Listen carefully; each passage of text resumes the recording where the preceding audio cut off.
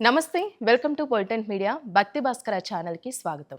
ప్రస్తుతం మనతో ఉన్నారు ప్రముఖ ఆధ్యాత్మికవేత్త, ఐకాన్ ఆస్ట్రాలజర్ గట్టుపల్లి సురేష్ బాబు గారు. మనకి 2026 శ్రీ పరాభావన సంవత్సరం ఉగాది తర్వాత నుంచి 27 నక్షత్రాల వారికి అసలు ఏ విధంగా ఉంటుంది, ఆర్థిక పరంగా బాధపడే వారికి, ఆరోగ్యపరంగా ఇబ్బంది పడే వారికి, మరి వివాహపరంగా ఈ సంవత్సరంలో వాళ్ళ జీవితంలో వచ్చే మార్పుల గురించి గురుగారిని అడిగి తెలుసుకుందాం. నమస్కారం గురుగారు. జై శ్రీమన్నారాయణ. గురుగారు, ఈ ఉగాది నుంచి అంటే పరాభావన సంవత్సరంలో 27 నక్షత్రాల వరకు అసలు ఏ విధంగా ఉంటుందండి? ఈ యొక్క పరాభనామ సంవత్సరం మార్చి 19 తారీఖు 2026 నుంచి మొదలయ్యి అలానే ఏప్రిల్ 17 తారీఖు 2027 వరకు కొనసాగేటువంటి పరాభనామ సంవత్సరం. ఈ పరాభనామ సంవత్సరంలో ఇక ద్వాదశ రాసులు కావచ్చు, అలానే 27 నక్షత్రాల వారికి కావచ్చు, 108 పాదాల వారికి కావచ్చు, ఇంకా ఏదైతే ఉన్నదో ఇవన్నీ కూడా మనకి ఒక గ్రహరీత్యా కూడా మనం చూసుకున్నట్టయితే కనుక ఈ యొక్క సంవత్సరం ముందుగా మారేటువంటి గ్రహాలు ఏమున్నాయో మనం గమనించుకోవాలి. ఇక శని భగవానుడైతే మారేటువంటి స్థితిగతులు అయితే లేరు. రాహుకేతులు కూడా మారేటువంటి స్థితిగతులు అయితే లేరు. వీరు ఎక్కడైతే స్థానం ఉన్నదో ఆ స్థానంలోనే ఉన్నారు. అంటే అతిపెద్ద గ్రహాలైనటువంటివి రాహువు, కేతువు, శని ఎప్పుడో ఒకసారి మారుతూ ఉంటారు. కానీ ఈ యొక్క పరాభనామ సంవత్సరంలో మారేలాగా కనిపించట్లేదు. గురుగ్రహం, గురువు కూడా అతిపెద్ద గ్రహమే. ఇది వచ్చేసి ప్రజెంటు మిథున రాశిలో ఉంది. ఈ మిథున రాశి నుంచి కర్కాటక రాశికి అయితే ఆరంభమవుతుంది. మనకి ఆగస్టు మాసంలో రాబోతుంది. కాబట్టి ఒక మారేటువంటి గ్రహాలు అతిపెద్ద గ్రహాలైనటువంటి ఈ 4 గ్రహాలే. కాబట్టి ఈ 4లో గురుగ్రహం ఈ సంవత్సరం మారుతుంది. కాబట్టి గురుగ్రహం మారకముందు ఒకలాను, మారిన తర్వాత మరొకలాను ఈ యొక్క 27 నక్షత్రాల వరకు స్థితిగతులు అనేది మార్పు చెందేటువంటి అవకాశాలు అయితే మెండుగా కనిపిస్తున్నాయి. ఇకపోతే అలాంటి మార్పులు ఎలాంటి పరిస్థితుల్లోనూ ఎలాంటి సంఘటనల్లోనూ జరుగుతాయనేది మనం ఒక్కసారి ఈ నక్షత్ర పరంగా మనం పరిశీలన అయితే చేసుకోవాలి. గురుగారు, ఇప్పుడు రేవతి నక్షత్రం వారికి సంబంధించి అసలు ఏ విధంగా ఉంటుందండి ఉగాది తర్వాత నుంచి? ఇక చూసుకున్నట్టయితే మనము రేవతి నక్షత్రం. రేవతి నక్షత్రము మనం ఇప్పటివరకు చూసుకున్నట్టయితే కనుక రేవతి నక్షత్రానికి 2 రకాల గుణగణాలు ఉంటాయి. ఒకటి రాశి పరంగా చూసుకున్నప్పుడేమో జలతత్వం, నక్షత్ర పరంగా చూసుకున్నప్పుడేమో అగ్నితత్వం. ఈ 2 కలయికతో ఉన్నటువంటిదే రేవతి నక్షత్రం. కాబట్టి అది దేవగుణం ఉంటుంది, రాక్షస గుణం ఉంటుంది. ఇలాంటి గుణగణాలు ఉన్నటువంటి రేవతి నక్షత్రం ఏదైతే ఉందో ఇది ఇప్పటివరకు కూడా మనం చూసుకున్నట్టయితే కనుక శని భగవాన్ యొక్క అశుభ దృష్టితో కూడా కొనసాగుతూ ఉంటుంది. ఈ సంవత్సరం పరాభనామ సంవత్సరం మొత్తం కూడా శని భగవాన్ యొక్క అశుభ దృష్టి అనేది ఖచ్చితంగా వీరి మీద ఉంటుంది. కాబట్టి ఈ రేవతి నక్షత్రం ఏదైతే ఉందో వీరికి ఈ యొక్క 2.5 సంవత్సరాలుగా మనం గమనించినట్టయితే కనుక ఏ పని అనుకున్నా ముందుకు వెళ్ళకపోవటము, బద్ధకము, ఆరోగ్య సమస్యలు రావటము, మాట పడటము, మందలింపు అవ్వటము, ఆర్థికమైనటువంటి ఇబ్బందులతో కొనసాగటము, డబ్బులు వీరి చేతి నుంచి ఇచ్చినా కూడా రాకుండా ఉండటము, జాబ్ పరంగా ప్రయత్నాలు చేయటము, ఇలాంటి సమస్యలతో కొట్టుమిట్లాడేటువంటి ఈ యొక్క రేవతి నక్షత్రం ఏదైతే ఉందో ఈ పరాభనామ సంవత్సరం ఏదైతే ఉందో మార్చి 19 తారీఖు ఏర్పడేటువంటి ఉగాది నుంచి ఈ యొక్క పరాభనామ సంవత్సరంలో ఒక మాసం ఆగిన తర్వాత అంటే మనకి ఈ యొక్క ఉగాది తర్వాత మాసం అంటే ఏప్రిల్ 19, 20 తారీఖు. ఈ ఏప్రిల్ 19, 20 తారీఖు తర్వాత నుంచి వీరికి అద్భుతమైనటువంటి ఒక అవకాశం రాబోతుంది. అంటే వెతికేతే ఇక కాలికి దొరుకుతుందా అనే విధంగా వీరికి ఆర్థిక సంక్షోభం, ఆర్థిక పరిస్థితులు ఏవైతే ఉన్నాయో ఇచ్చినటువంటి డబ్బు రావడం కోసమైనా, చేసేటువంటి జాబ్ పర్పస్ అయినా, జాబ్ చేయించుకొని డబ్బు ఇవ్వకుండా జాబులో నుంచి తీసేయడం జరుగుతుంది. అలాంటి ఏవైతే ఉన్నాయో కాంట్రాక్ట్ బేసిక్ రంగాల వరకు కావచ్చు, రోడ్ కాంట్రాక్ట్స్ కావచ్చు, ఏదైనా బిజినెస్ చేసి నష్టపోయిన కావచ్చు, పార్ట్నర్షిప్ వ్యాపారాల్లో కావచ్చు, ఏదైనా మార్కెటింగ్లో చేసినటువంటి డబ్బులు కావచ్చు, ఇవన్నీ కూడా మీకు ఏదైతే అప్పులు బాధ ఉన్నారో ఇవన్నీ కూడా ఏప్రిల్ 16, 17 తారీఖు తర్వాత మళ్ళీ రానున్నాయి. అదొక చిన్న అవకాశం అని కూడా చెప్పొచ్చు. ఇది 2026 సంవత్సరంలో శని భగవాన్ అశుభ దృష్టి ఉన్నప్పటికీ కూడా రాహువు, అలానే బుధుడు, అలానే శుక్రుడు ఇవన్నీ కూడా కలిసి వచ్చేటువంటి గ్రహాలు వీరికి అని చెప్పండి. ఎందుకంటే స్వస్థానంలో శుక్రుడు ఉన్నాడు. ఈ స్వస్థానంలో శుక్రుడు ఎప్పటి వరకు ఉంటాడంటే కనుక మార్చి వరకు ఉంటాడు. ఈ మార్చి తర్వాత 2వ స్థానంలోకి శుక్రుడు వస్తాడు.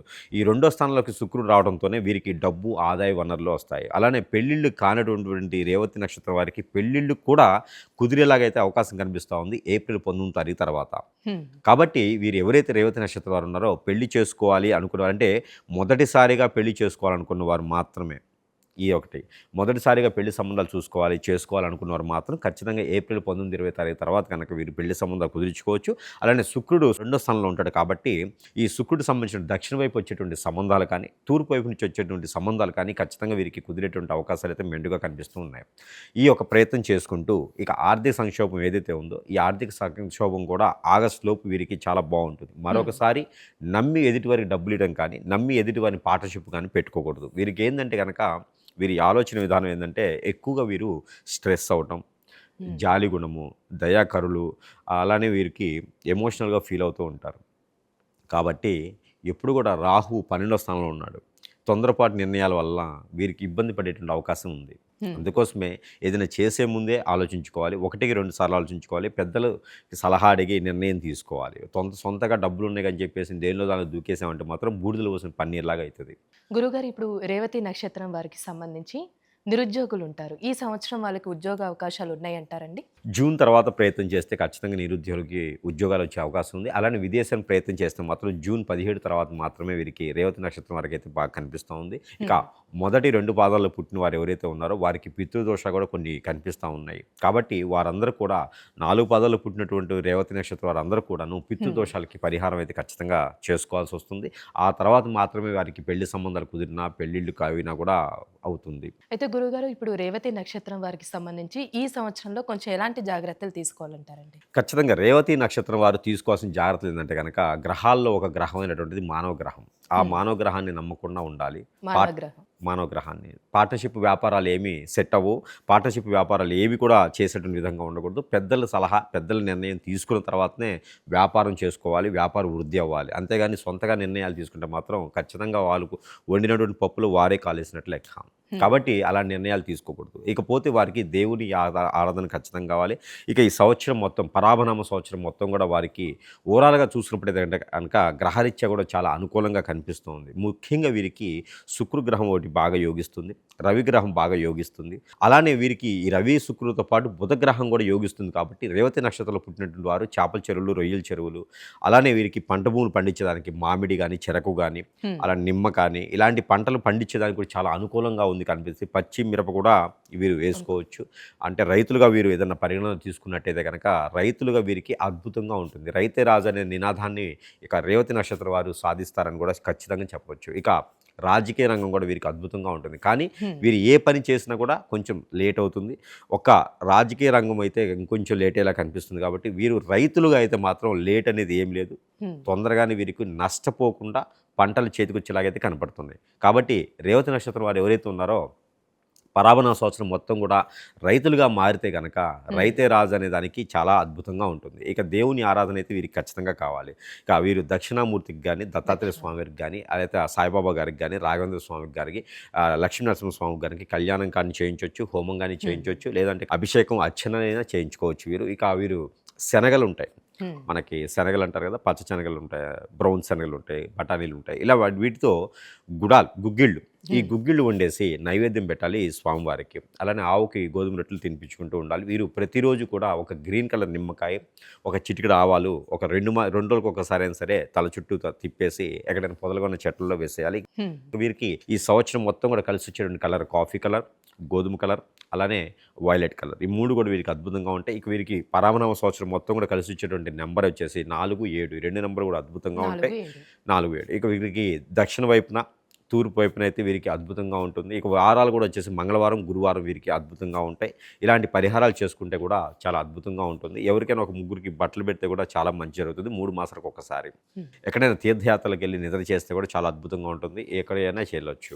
ఇలాంటివి చేసుకుంటే ఈ పరాభనామ సంవత్సరంలో ఏదైనా కష్టాలున్నా, నిష్ఠూరం ఉన్నా, ఇష్టాలున్నా, బాధలున్నా, కన్నీరున్నా ఇవన్నీ కూడా కొంతమేర వైతొలిగేలాగైతే ఉంటుంది. ఇక ఈ జాతకానికి సంబంధించింది కాకుండా ఏ సంవత్సరమైనా నా బతుకు ఇలానే ఉంది, సంవత్సరాలు ఏజ్ అయిపోతుందిగా నాకు ఏం అవ్వట్లేదు అనుకొని ఇబ్బంది పడి అందరూ దూరమవుతూ ఏ పని చేసినా ముందుకెళ్లకుండా కాళ్ళకి అష్టదిబ్బందిని అయిపోయేసి కోరికలు కొండలు దాటుతూ కాళ్ళు గడపలు దాటకుండా ఉన్నాయి అనుకుంటే కనుక వారికి జాతక ప్రకారంగా, నక్షత్ర ప్రకారంగా, గోచార ప్రకారంగా కాదు, వారి మీద ఎవరో తెలియనటువంటి శత్రువులు, అంటే తెలియని శత్రువులు ఎవరు ఉండరు. మన చుట్టూతో మిత్రులుగా ఉండేసి, శత్రువులుగా ఉండేసి వారు మన మీద చేయించేటువంటి క్రియల వలన మనకు అలా అయి ఉండొచ్చు. అది ఖచ్చితంగా అది మనంగా చేసుకునేటువంటి పరిహారం కాదు.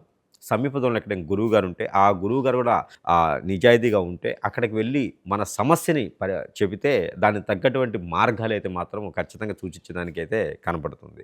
ఇలా ప్రయత్నాలు చేసుకుంటే ఇక రేవతి నక్షత్రం వారు అద్భుతమైనటువంటి పరిహారాలు చేసుకుంటూ అద్భుతంగా వీరు దినదిన అభివృద్ధి అవుతూ ఉండేదానికైతే ఈ పరాభన సంవత్సరం కనపడుతుంది.